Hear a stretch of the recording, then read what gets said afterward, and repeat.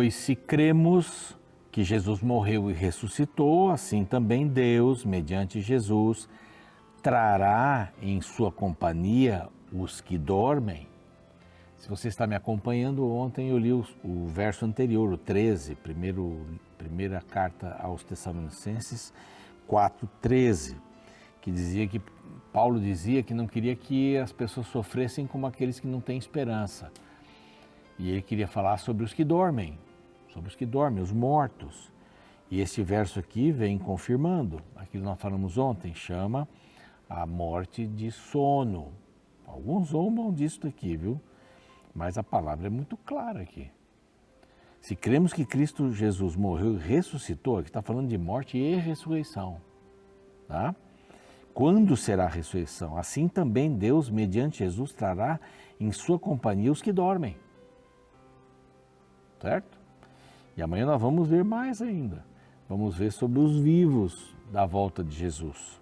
Esse texto aqui fala da volta de Jesus.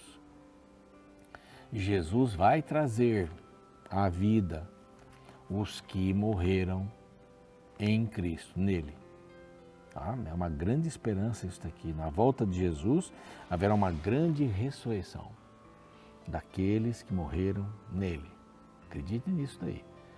Vamos orar a Deus para que estejamos, né? Se pelo fato de morrermos, né? Porventura morrermos, estejamos nessa ressurreição.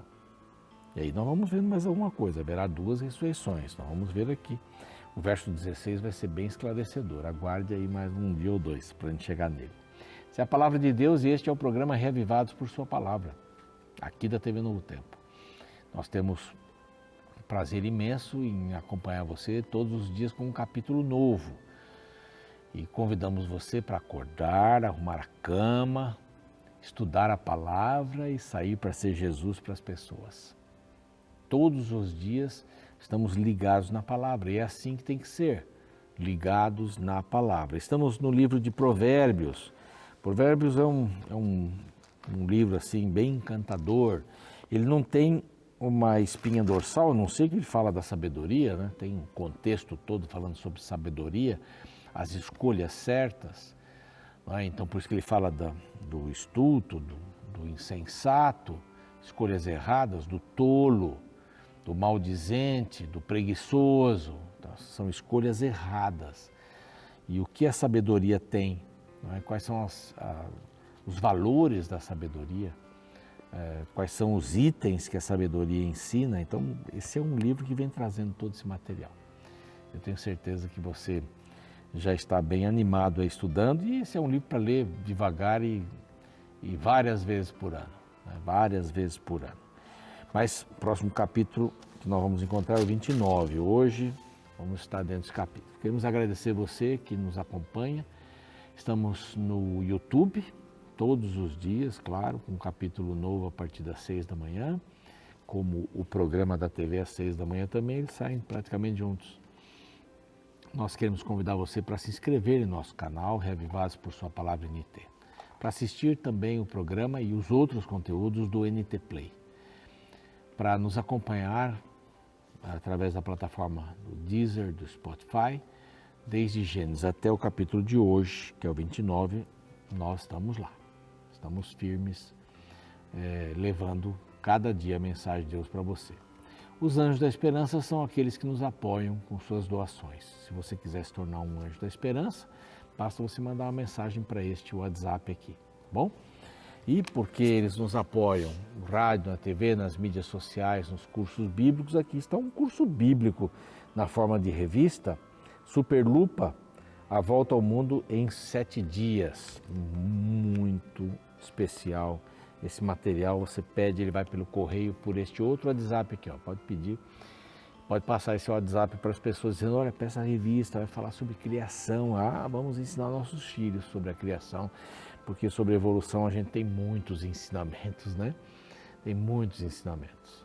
As filosofias crescem e vão por aí, mas vamos ficar com a palavra de Deus, que apresenta Deus como Criador de todas as coisas. Basta mandar sua mensagem para cá, nós vamos recebê-la com carinho e vamos mandar a revista pelo correio, tá bom? Vamos combinados assim? Então nós vamos para o intervalo e na volta o capítulo 29 de Provérbios. Não saia daí.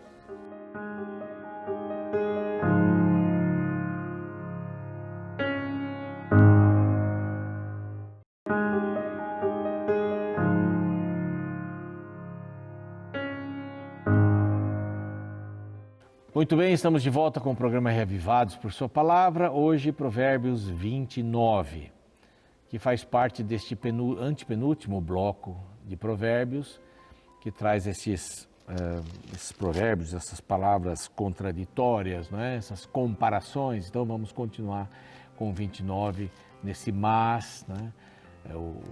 O insensato faz isso, mas o que confia no Senhor e assim por diante, né? Sobre a lei, sobre a pobreza, sobre a desigualdade. A Bíblia fala muito sobre isso.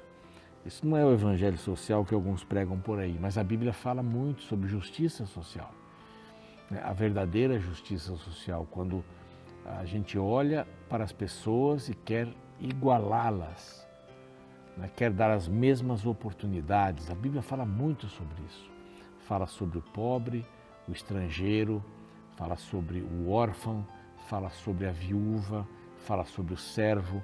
Várias vezes no Antigo Testamento a gente encontra essa preocupação de Deus. Ele queria passar isso ao seu povo para que eles também tivessem essa mesma preocupação com as pessoas. Pessoas desafortunadas, que não tiveram as mesmas chances, né? E vai aparecer alguma coisa aqui sobre essa questão de justiça social aqui, do ponto de vista bíblico, né? Não a justiça que a gente vê no mundo, na sociedade, que na realidade não iguala nada, né? Mantém as pessoas no seu nível para que elas possam servir para outras coisas. Mas aqui ainda temos o capítulo 30, que é o penúltimo bloco, as palavras de Agur, e temos então, é bem interessante esse capítulo, porque vai dizer assim, 3 coisas, mais a quarta, 3 coisas, 4 vezes aparece 3 coisas, mais a quarta, 3 isso e tal, 3 monarcas impotentes, 3 animais simples, pequenos mais sábios, e aí vai. E o último são conselhos para o rei Lemuel, né, que a sua mãe lhe dá sobre a mulher, né, a mulher virtuosa. É bem lindo isso aqui, viu? Olha, muito lindo mesmo. Então o 29, a mesma tacada, o homem que muitas vezes repreendido endurece a serviço será quebrantado de repente. Dobrar-se é mais fácil, né? Quando você consegue dobrar-se é mais fácil do que quebrar-se, é mais duro, né? Quem é muito duro é você pegar o macarrão, né? Eu já contei essa historinha para as crianças lá na igreja, né? Diante de Deus a gente pode ser macarrão, né? Ou duro ou mole, passado pela água quente. O macarrão mole você mexe para tudo quanto é lado, ele está lá. O macarrão duro você mexeu, ele quebra. Muitas pessoas agem como um macarrão duro. Vão diante de Deus com as suas vontades, com seus desejos, e querem colocar uma coleira em Deus e chamá-lo de totó, levá-lo para lá e para cá, querem dirigir a Deus. O Senhor me faz isso agora, em nome de Jesus, eu determino. Tem muita coisa assim estranha, inclusive no mundo evangélico, muito estranha. Essa questão de determinar o que Deus tem que fazer. Deus está determinado a dar bênçãos espirituais para você. Não riqueza, não é riqueza. A teologia da prosperidade, ela não se encaixa. Você tem que forçar bastante para ela caber na Bíblia. Tem que forçar muito. E tudo que é forçado aqui na palavra não se encaixa, não é a verdade. Não é o que Deus está pretendendo. Então, diante de Deus, nos tornamos um macarrão amolecido pela água quente. Maleável nas mãos de Deus. Deus precisa de homens e mulheres maleáveis. Quanto mais duro, mais fácil para se quebrar. É isso daí. Aqui então a gente encontra o verso 2, né? Quando se multiplicam os justos, o povo se alegra. Aí vem a comparação. Quando, porém, domina o perverso, o povo suspira de dor. Um governante justo, não é? Um governante justo. Aqui no tempo bíblico, Esses tempos antigos, a questão do imposto, né? Mais impostos para alegrar a governança. Infelizmente, às vezes isso acontece em alguns países também. Mais impostos para que tenhamos mais dinheiro para a gente gastar como a gente quiser para continuar no poder. Isso em alguns países acontece. Aqui fala sobre cidades, então, né? Se multiplicam os justos, o povo se alegra, mas quando vem os perversos, o povo suspira de dor, né? O povo chora.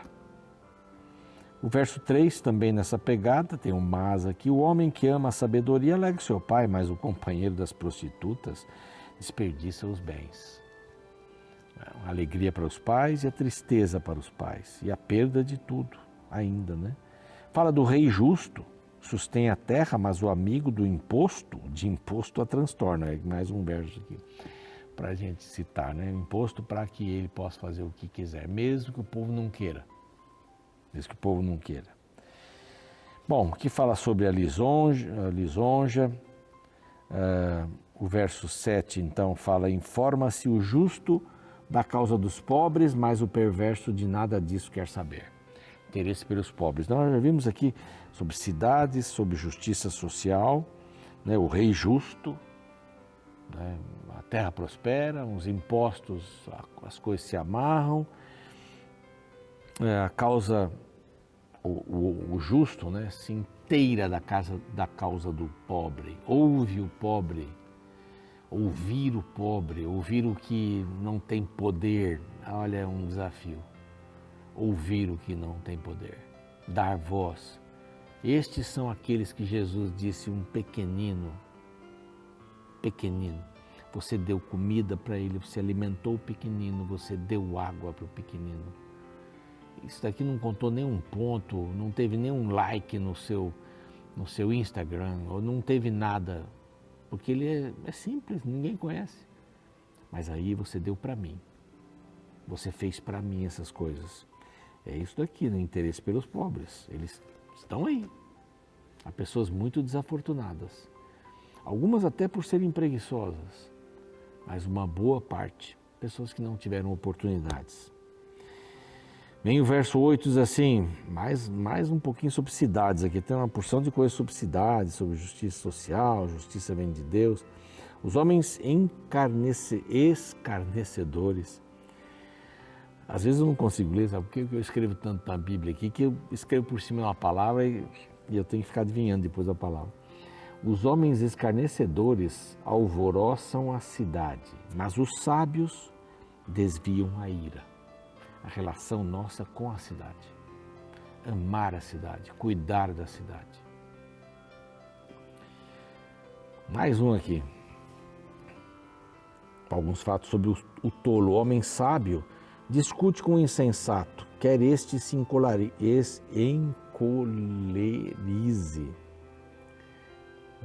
questão de corda, quer se ria, não haverá fim. Não tem fim a discussão com o insensato, né? E tem que parar por aí. O verso 11 diz assim, o insensato expande toda a sua ira, mas o sábio afinal lhe reprime. Essa questão de não ter limites, não ter freio, eu sou assim mesmo, tal. O sábio reprime, O verso 13, como tem coisas sobre o aspecto social. O pobre e o seu opressor se encontram, mas é o Senhor quem dá luz aos olhos de ambos. São iguais diante do Senhor. Olha que legal. O pobre, né, e o seu opressor são iguais diante do Senhor. O opressor não é maior que o pobre. Ele vai ser julgado pelo mesmo Senhor e pela mesma regra. Não tem vantagem nenhuma. O rei que julga os pobres com equidade firmará o seu trono para sempre. Rei justo. Ah, que beleza a justiça, né? Nem para um lado, nem para o outro, nem para si, né? A vara, verso 15, e a disciplina dão sabedoria, mas a criança entregue a si mesma vem a envergonhar a sua mãe. Tem que ter disciplina. É o que a Bíblia fala, não tem jeito. Não tem jeito.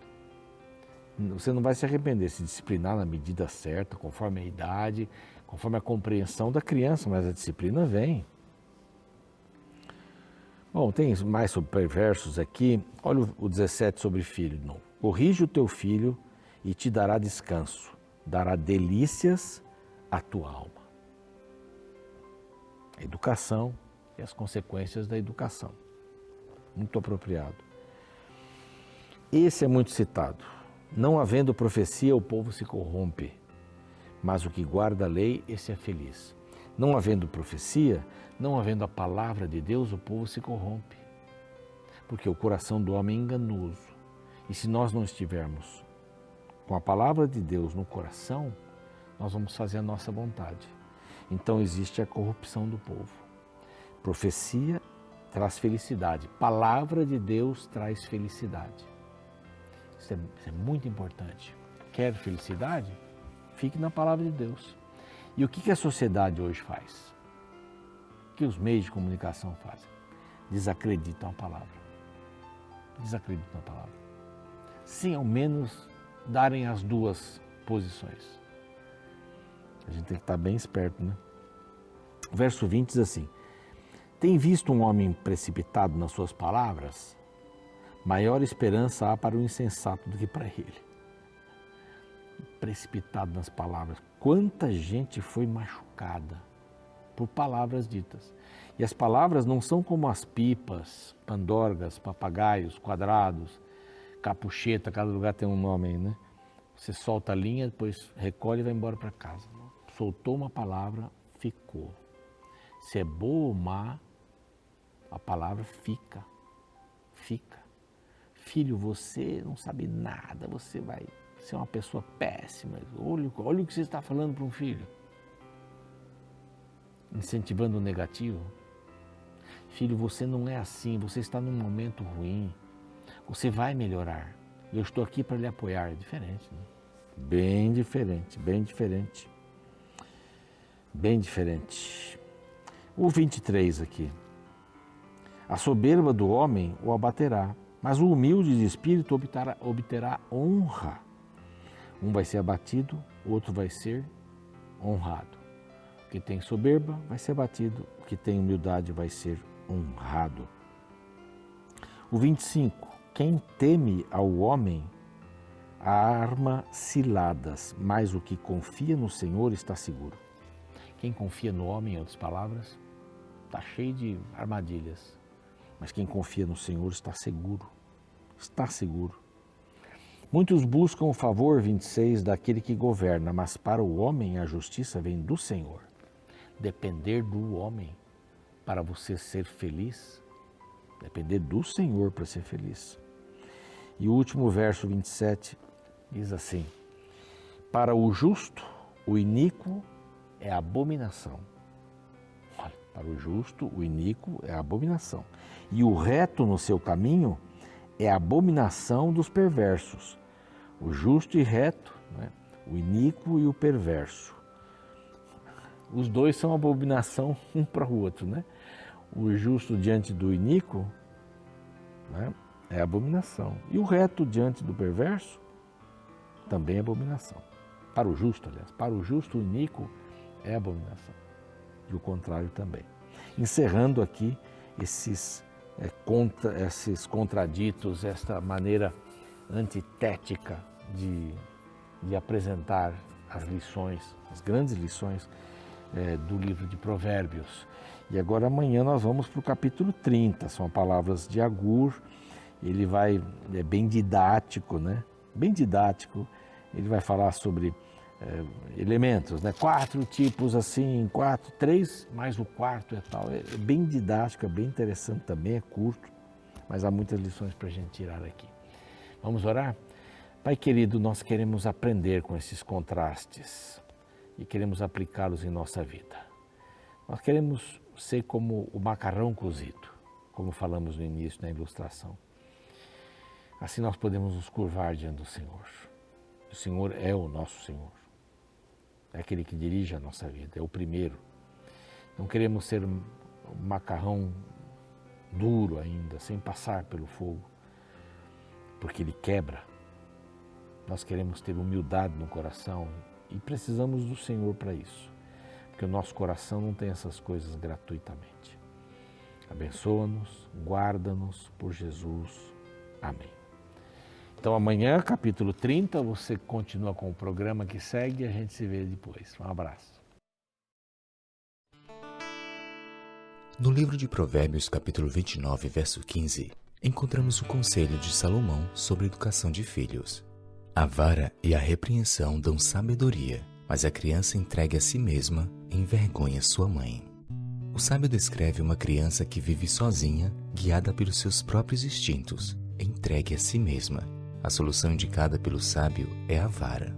Lembrando que, como o livro de Provérbios foi escrito em uma linguagem simbólica, o termo vara tem que ser entendido como uma metáfora para o ato de castigar os filhos diante de um ato errado. Gostaria de compartilhar com você uma experiência que aconteceu com um amigo meu, que atualmente é pastor na Igreja Adventista. Seu pai, com muita sabedoria, lhe ensinou uma lição que o marcou para o resto da vida. Tudo aconteceu quando ele se encantou por uma borracha, mas que seu pai não quis comprar. Diante da negativa, uma decisão errada foi tomada, a qual lhe ensinou uma grande lição. Ouça a história contada por ele. Eu na minha infância, eu gostava muito da cor verde, né? Era a minha cor preferida, digamos assim. E um dia eu estava no supermercado, meu pai fazendo compras com minha mãe, e de repente me deparei com uma borracha branca e verde. E eu invoquei que eu queria aquela borracha branca e verde, né? Comecei a pedir pro meu pai, por favor, pai, me dá essa borracha. Ela é da cor que eu quero, da cor que eu gosto e tal. E meu pai falou assim, não vou te dar essa borracha, porque você já tem borracha, você não precisa de borracha. Só que quando eu fui devolver aquela borracha, veio uma coisa no meu coração assim, poxa, eu podia ficar com essa borracha. E ali por algum tempo eu fiquei pensando nessa possibilidade e finalmente coloquei a borracha dentro da minha calça, escondendo ali a borracha para levar para ficar com a borracha, que eu queria muito a borracha. E finalmente um dia eu cheguei da escola e abri a gaveta e levantei as camisas, só que a borracha não estava ali. E depois que eu assumi, né, o meu pai que havia pego a borracha do supermercado sem autorização, ele falou para mim o seguinte, eu não vou te bater. Nós vamos lá e você vai devolver a borracha para o supermercado. E eu lembro a cena, até o último instante eu pedindo para o meu pai para eu não ter que devolver essa borracha. Aguardamos um pouquinho na gerência e quando finalmente fomos atendidos, eu estava ali com a borracha na mão, mas aquele gerente de supermercado, que eu não sei mais seu nome, não sei mais quem é, ele teve uma atitude muito interessante naquele momento. Ele se ajoelhou na minha frente, ficou praticamente da minha altura, olhou nos meus olhos e disse o seguinte, você pegou a borracha, não foi? Aí eu falei, foi.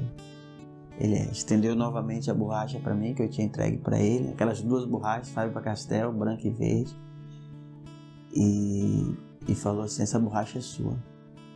Eu olhei assim pro meu pai, né, para saber se eu podia receber ou não aquela borracha, né, e ele balançou com a cabeça positivamente, e eu recebi aquela borracha e saí daquele supermercado muito alegre, muito feliz, porque agora a borracha de fato era minha, né.